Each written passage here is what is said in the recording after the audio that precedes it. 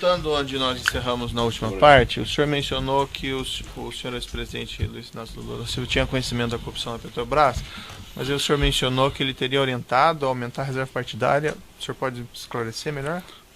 Posso.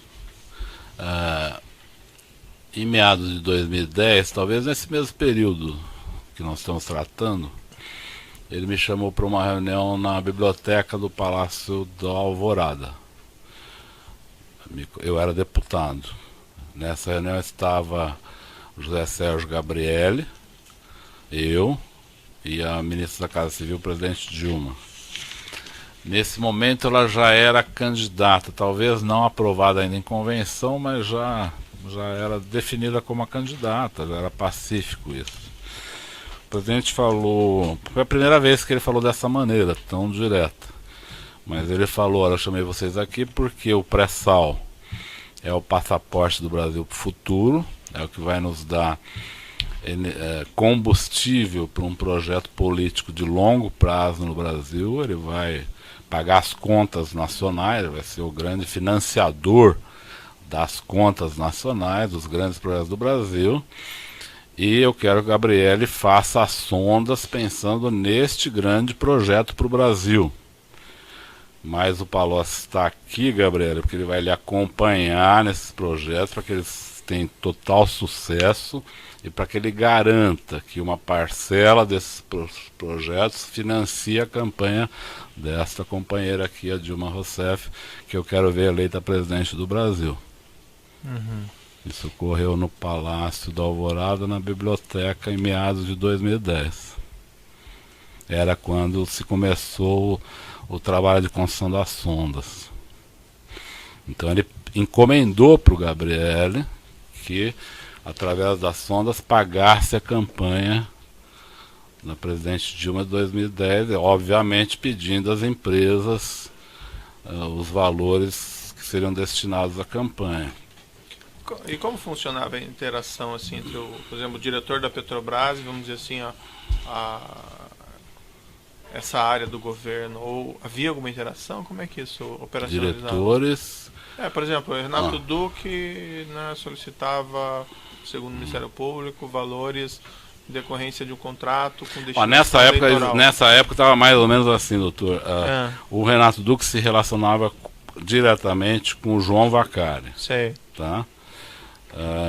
E aí nos contratos o João Vacari acompanhava os contratos que ele estava realizando, ou ele, Vacari, pedia, os operadores privados já sabiam que ali tinha uma contribuição partidária, e o João Vacari buscava essa contribuição partidária. No caso do Zelada, houve uma série de projetos que ele fez na área internacional, e todos eles tiveram ilícitos dirigidos ao PMDB. E no caso do Paulo Roberto, ele mesmo colocou uma série de... O Paulo Roberto sempre foi um homem do PP. Ele não era como técnico da Petrobras, ele não tinha filiação partidária, mas ele se tornou amigo do PP, indicado pelo PP, e passou... Ele tinha uma dupla função. O nome dele chegou a ser cogitado alguma vez para a presidência da Petrobras? Não, eu nunca vi. Depois do Gabriel, o senhor disse? Isso. Não, nunca vi.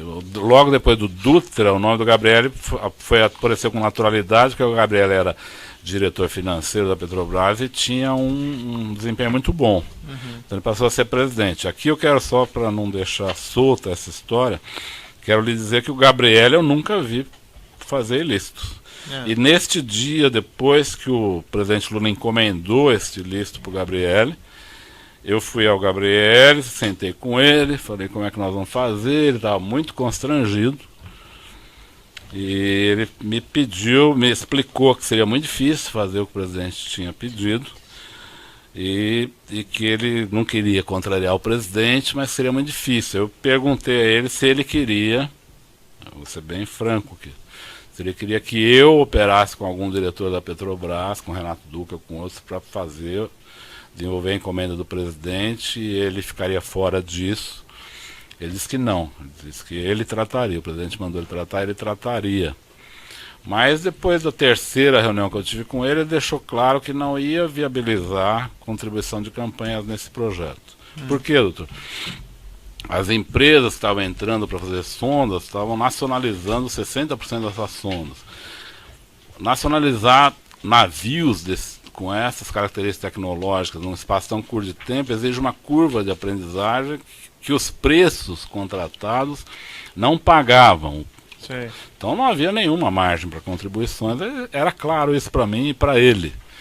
Ele me colocou isso, para mim estava claro que nada ia acontecer ali de ilícitos, né, em termos de, vamos dizer, de fazer o pagamento. Ilícito já era o processo, mas o pagamento não iria ocorrer porque não havia margem para isso. Inclusive o senhor deve ter notado, quando as empresas vieram aqui, em vários processos, que se perguntou de sondas, por exemplo, a UTC, a Odebrecht, falaram que não pagaram. Mas teve algumas que pagaram. Algumas que pagaram, eu vou lhe explicar. As empresas estrangeiras pagaram ao Vacari. Por quê? Porque as empresas estrangeiras vinham com a sua curva de aprendizagem. E conseguiam fazer navios no Brasil, não com a mesma curva construída no seu país de origem, mas com um ganho de tecnológico e de experiência muito maior. Eles estavam, vamos dizer, na curva de aprendizagem lá na frente, nós estávamos aqui no início. Então, se o senhor observar, não há empresas nacionais que tenham dado contribuição para o Vacari. Apenas empresas estrangeiras. E mais, as nacionais deram contribuição para o senhor Barusco. Sim. Por quê? Porque o senhor Barusco selecionava as empresas, dentro da SET Brasil, ele selecionava as empresas que iam fazer obras. Então, se a empresa não desse... isso eu soube aqui também, não soube antes. Sim, não, o senhor não sabia nada. Não, isso não, eu sabia que o Barusco cobrava, mas foi... Não, mas perfeito, você entendeu? Eu não sei se eu fui claro, não sei se eu fui... Em princípio, as perguntas de jurisdição é essa, eu passo ao Ministério Público. Senhor Antônio Palocci, inicialmente, essa planilha sobre a qual o senhor foi indagado pelo juízo, de nome planilha italiano, uma pergunta que nós devemos fazer para o senhor. O senhor era conhecido por italiano? Se eu era conhecido como italiano, não. O senhor é o italiano a que se refere Marcelo Odebrecht? O Marcelo nunca me chamou de italiano, mas eu acho que essa planilha, quando ele coloca italiano, ele diz respeito a mim, sim. Ele nunca me chamou por esse nome, nem ele, nem o doutor Emílio, mas não sei porque ele escolheu essa alcunha. Mas tem vários e-mails que ele fala de italiano e Itália que não diz respeito a mim. Eu sei que não diz respeito a mim. Pode dizer respeito a outras pessoas. Mas a planilha eu acredito que sim, porque boa parte do que é tratado nessa planilha são assuntos que eu tratei com ele. O senhor identifica nesses e-mails dos autos, agora tem, em contato tem com e-mails eles que não se referem a mim. E os que se referem a e-mails com a expressão italiana que se referem ao senhor? Sim. Há alguns que se referem a mim. Com relação a essa reunião do dia 3/9, que o juízo de 2010, que o juízo fez... essa este endereço referido, Alameda...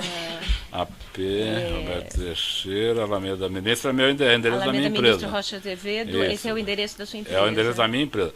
Isso, deverá ir Paulo Melo e Rodrigo Salles. Eu vi no processo isso. Agora, eu não acredito que essa reunião tenha ocorrido. Não estou negando que ela tenha ocorrido, mas não acredito, até porque eu não conheço nem Paulo Melo nem Rodrigo Salles. Se eles falarem que me conhecem e foram numa reunião, a senhora pode anotar que a minha memória me traiu, mas eu não lembro dessa reunião. Lembrei de todas as outras que eu fiz dezenas de reuniões sobre esse assunto.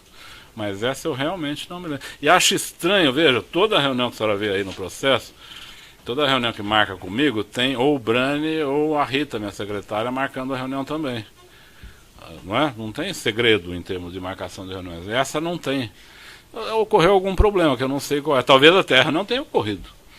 Eu realmente não me lembro. E o senhor esteve Se a senhora tiver a razão que lhe leva a perguntar, se eu puder esclarecer de outra maneira que não seja a reunião, eu estou totalmente à sua disposição.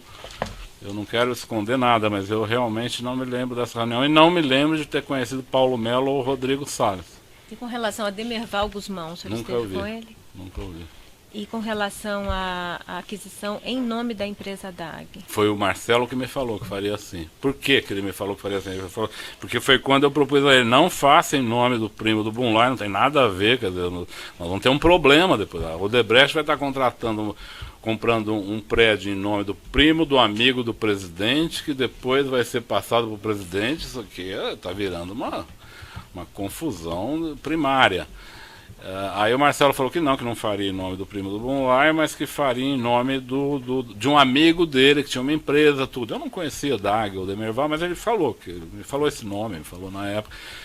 Foi nesse momento que eu falei, por que você não compra pela Odebrecht o prédio e doa o prédio? A Odebrecht doou o prédio para o Instituto depois, não é o melhor, seria melhor doar recursos, mas pode doar um prédio, não é ilegal. A ilegalidade estava antes, não estava ali.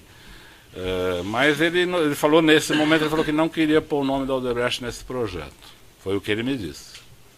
E com relação à questão do apartamento comprado em nome de Glaucus, tá. O seu conhecimento, que o senhor já relatou, poderia explicar? Eu tive 2 episódios que me falaram desse apartamento, não mais. Um foi o Bunlai. Quando o Bunlai me falou que ia pôr esse prédio em nome do primo dele, ele me explicou essa presença do primo, que eu nunca tinha ouvido falar, o senhor Glauco Costa Marques, que eu não conheço também, mas ele me falou que ia pôr em nome desse primo, porque ele já estava ao mesmo tempo cuidando de outros assuntos imobiliários, inclusive do apartamento vizinho do presidente, coisa que eu nem sabia o que era. Quando eu voltei ao presidente, perguntei a ele, que história é essa do seu apartamento vizinho, que o primo do Bunlai falou que está comprando? Ele falou, não, esse apartamento, a segurança da presidência da República está alugando, por razões de segurança. Me pareceu uma coisa normal isso. Mas eu estou gostando da ideia de ter esse apartamento, eu vou tentar comprá-lo. O presidente Lula me falou isso em 2010. Nunca eu vinculei essa compra com esse processo. Isso na minha cabeça não tinha. O senhor sabia que esse imóvel estava em nome de Glaucus da Costa Marques? Esse imóvel vizinho? Sim. O Bunlai me falou que era ele que ia viabilizar a compra. E o senhor soube a forma como foi pago? Não. O senhor soube se com relação a um valor mencionado no processo, a uma transferência de R$800 mil a Glaucus da Costa Marques? Isso. O senhor teve conhecimento não, desse tive fato? pelo processo apenas. Antes eu não tive. Repito a senhora, o Bunlai me falou dos 2 prédios ao mesmo tempo, por isso eu supus que tinha alguma relação. Ele falou, meu primo está cuidando de assuntos imobiliários, meus, do presidente, do instituto, porque ele cuida de assuntos imobiliários, ele está inclusive resolvendo o problema do apartamento de São Bernardo, que eu não sabia o que era, e do terreno, ou do prédio. Aí eu perguntei para o presidente Lula, que apartamento é esse de São Bernardo? Ele me contou, é o meu vizinho, que a segurança da presidência da República alugou por razões de segurança, mas que eu, como tenho 5 filhos, e aí o apartamento do presidente é pequenininho, né? Apesar de ser uma cobertura em São Bernardo, é pequeno.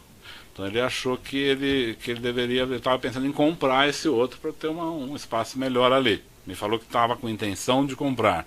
Dias depois que o Bunlai tinha me dito que o Costa Marques estava tentando viabilizar a compra desse apartamento. Isso é o que eu sei. Agora, que uma coisa tinha relação com a outra, eu não sabia. Eu só soube porque ele me falou ao mesmo tempo. Mas a questão de pagamentos eu nunca acompanhei. E sobre celebração de contrato de locação entre Glaucus da Costa Marques e o presidente? Marisa? Nunca soube. Nunca vi nenhum comentário sobre isso.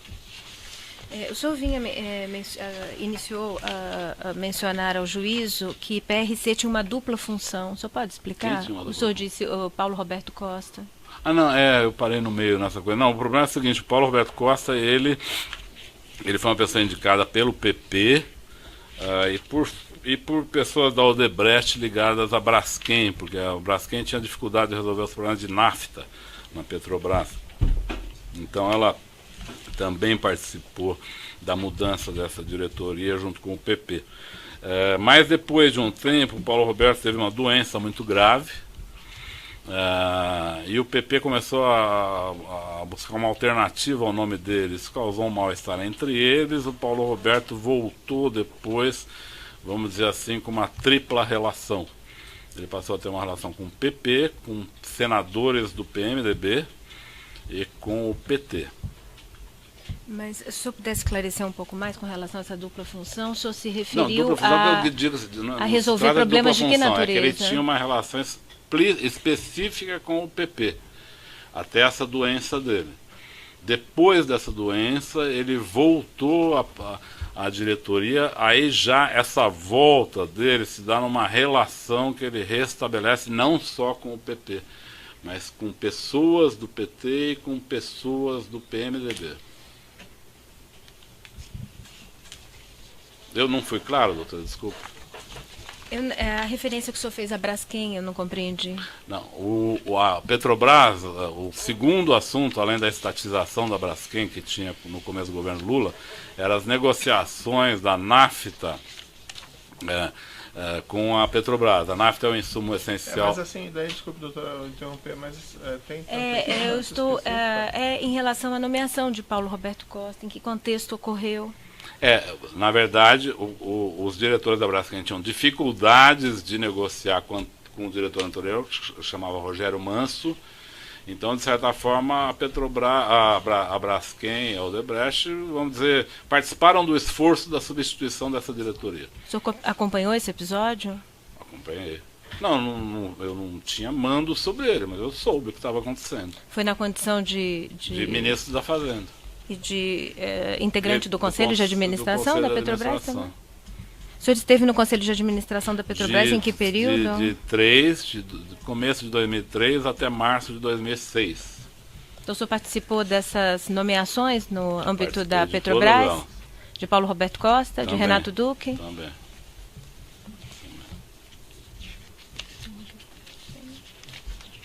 Sem mais perguntas. Eu vou seguir aqui na ordem alfabética da denúncia, então eu passo primeiro a palavra para o Branislav Contica, a defesa. A defesa de Demerval Guzmão. Sem perguntas. A defesa de Glauco Costa Marques. A defesa de Luiz Inácio Lula da Silva.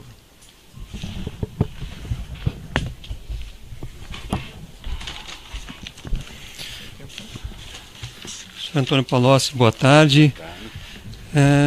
O senhor poderia explicar o período em que o senhor participou do Conselho de Administração da Petrobras? Foi início de 2003 até fim de março de 2006. Certo. E o senhor pode esclarecer como é que funcionava esse órgão? Se era um órgão composto com quantas pessoas, se eram todos indicados pelo governo, se havia conselheiros independentes? Havia membros indicados pelo governo, normalmente ministros. Havia o presidente da Petrobras, primeiro o doutor Dutra no nosso governo, depois o doutor Gabriel, depois a doutora Graça. E havia, sim, membros representantes dos minoritários, que normalmente eram empresários. Então chegaram a passar por lá Fábio Barbosa, presidente do ABNAM, o Jorge Gerdau, presidente da empresa de mesmo nome, o Dr. Sondas, de uma rede de varejo do Rio de Janeiro, o Dr. Roger Agnelli, presidente da Vale do Ribeiro.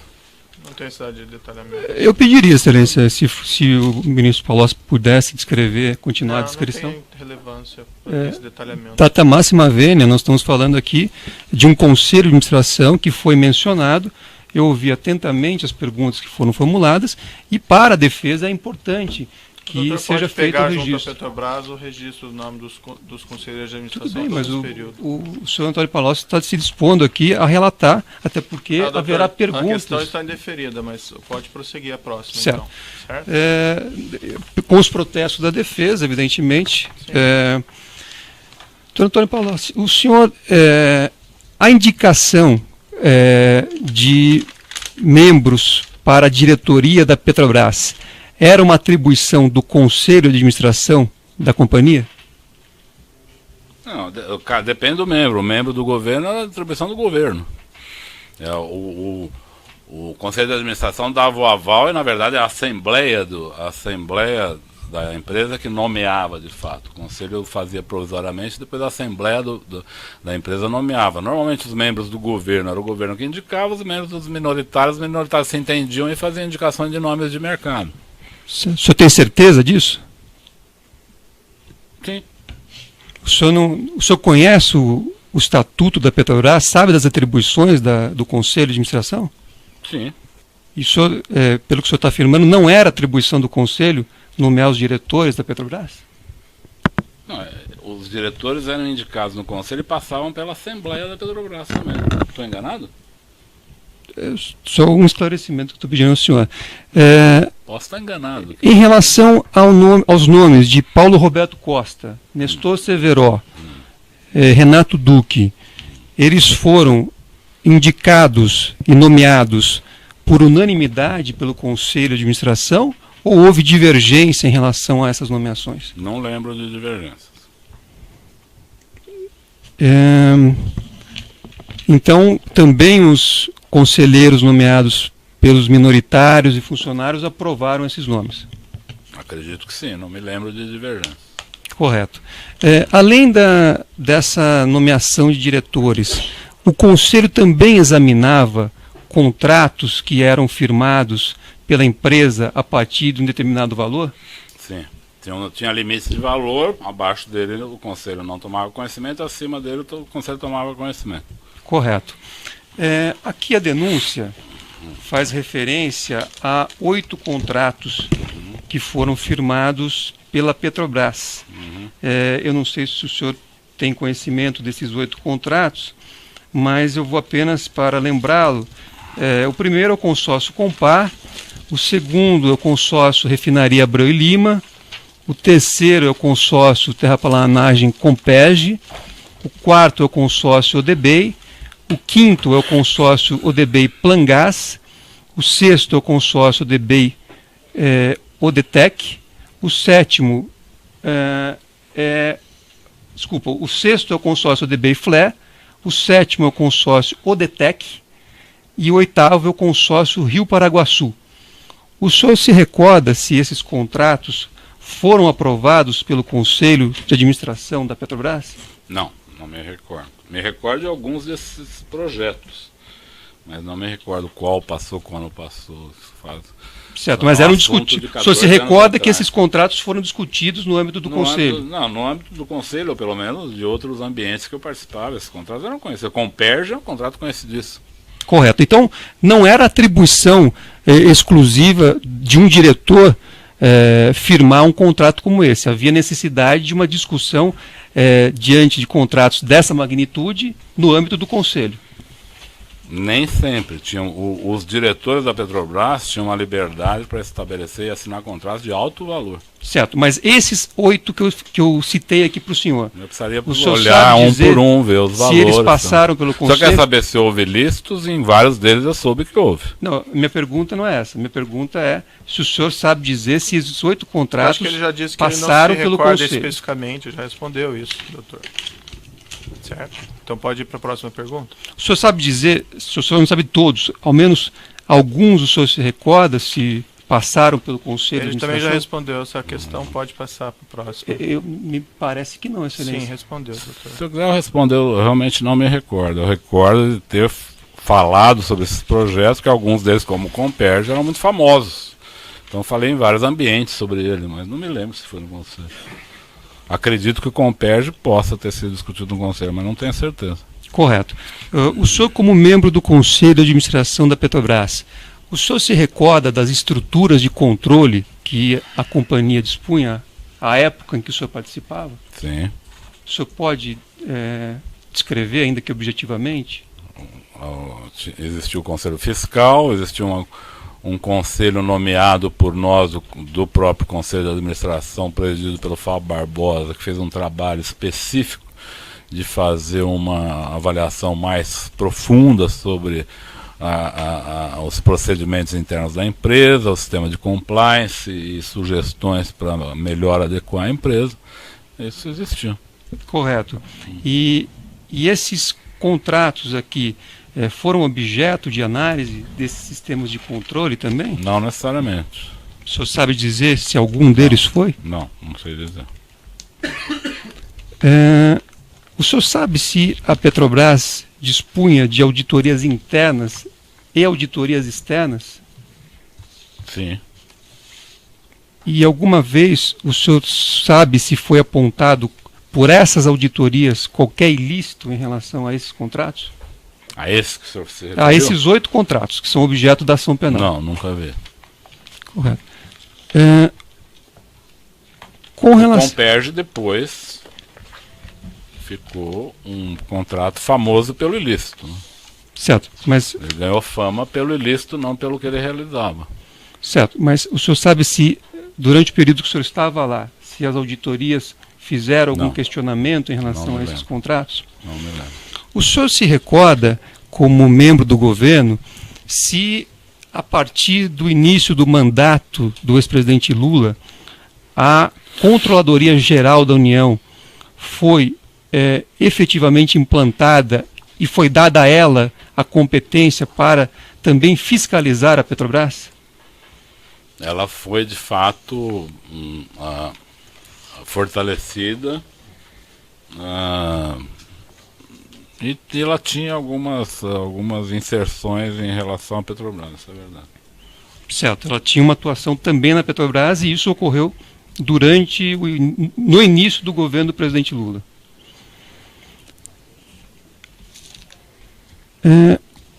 Com relação a esse tema, ou a esses temas que o senhor prestou hoje depoimento, está prestando depoimento, o senhor se recorda quantos depoimentos o senhor já prestou sobre esses temas? Sobre esses temas?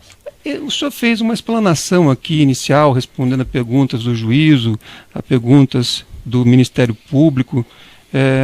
O senhor sabe dizer quantos depoimentos o senhor já foi indagado em relação a esses assuntos que o senhor hoje apresentou? É o primeiro aqui. O senhor nunca tratou da Petrobras, o senhor nunca tratou desses temas? Com o presidente Lula eu tratei de tudo isso que eu falei aqui. Certo. Em outros depoimentos? Não, em outros depoimentos não. Tratei com ele, pessoalmente. Não, minha pergunta é a seguinte. O senhor falou aqui de Petrobras, o senhor falou aqui de outros temas relacionados ao governo. Esta é a primeira vez que o senhor responde perguntas sobre esses temas, ou o senhor já foi indagado por outras autoridades ou pelas mesmas autoridades em relação a esses temas? Se eu estou entendendo a pergunta, desculpa se eu não estou entendendo a pergunta, mas... Eu posso reformular, se o senhor preferir. Do ponto de vista desse conjunto de questões, é a primeira vez que eu sou perguntado, é a primeira vez que eu respondo. Certo. Em relação a essa relação com a Odebrecht, é a primeira vez que o senhor está sendo perguntado? Sobre a relação com a Odebrecht? Isso. Não, já tive aqui num outro processo, falei sobre a relação com a Odebrecht. Certo. E o senhor se recorda se a versão que o senhor apresentou hoje é a mesma versão que o senhor apresentou no depoimento anterior? Não é uma versão contraditória, mas digamos que a versão de hoje é uma versão mais rica. Certo. Em relação ao relacionamento, em particular ao relacionamento ilícito que houve com a Odebrecht. Certo. Eu tenho aqui um depoimento que o senhor prestou na ação penal 50.932-932-88, em que o senhor também figurava aqui como acusado, e naquela oportunidade o doutor Sérgio Moro, que hoje também fez perguntas ao senhor, fez uma pergunta que foi a seguinte: o senhor tratou de pagamentos, contribuições paralelas não contabilizadas, Caixa 2, com eles, referindo-se ao Odebrecht? O senhor disse: não, eu nunca tratei, doutor, eu nunca operei contribuições, até porque não era a minha função. Se eu fosse, eu teria feito, mas eu nunca operei contribuições. Eu sempre dizia para o empresário: olha, atenda o tesoureiro da campanha. Então, essa foi uma afirmação que o senhor fez na outra ação. Eu quero saber por que é que o senhor mudou a versão hoje e contou algo diferente. Não, eu não mudei, eu nunca operei, eu disse naquela oportunidade que nunca operei doações, continuo a dizer, nunca operei doações, nunca fui buscar dinheiro em empresas, mas sabia que o dinheiro era depositado nos partidos, entregue em malas. Eu não Aqui fiz o essa senhor disse que era para operação, procurar o tesoureiro. Isso. Que o senhor, Normalmente eram o os senhor disse, tesoureiros que nunca faziam isso. tratei. A frase é nunca tratei. Não O senhor sei está se eu mudando neguei, hoje. não- Pode ser que eu não esteja falando exatamente a mesma palavra. Mas eu digo hoje, eu nunca cheguei para uma empresa e falei, o senhor pode pagar no exterior tal pessoa? Eu nunca falei isso. Porque não me cabia discutir como a empresa ia pagar. Mas eu várias vezes pedi para a empresa, o senhor pode fazer a doação de 50 milhões para a campanha do presidente tal, da presidente tal? Isso eu fiz várias vezes. E sabia que os tesoureiros depois iam lá e faziam pagamento, listos e listos, caixa 1, 2. Muitas vezes era caixa 1 para simular pagamento legal, mas a origem do dinheiro era ilegal. Um exemplo bom é na campanha de 2014. A campanha de 2014 teve duas características. Foi a campanha que mais teve caixa 1. E foi uma das campanhas que teve mais ilicitudes. Certo. Por quê? Porque o crime se sofisticou no campo eleitoral. As pessoas viram que o problema é o caixa 2, então vão transformando progressivamente tudo em caixa 1. Só que a ilicitude está fora do pagamento. É a origem criminosa dos valores. Esse é o ponto. Né? Então isso, a própria Operação Lava Jato já desvendou esse mistério. Perfeito. Eu vou interromper um minutinho para o tamanho do áudio. Já voltamos.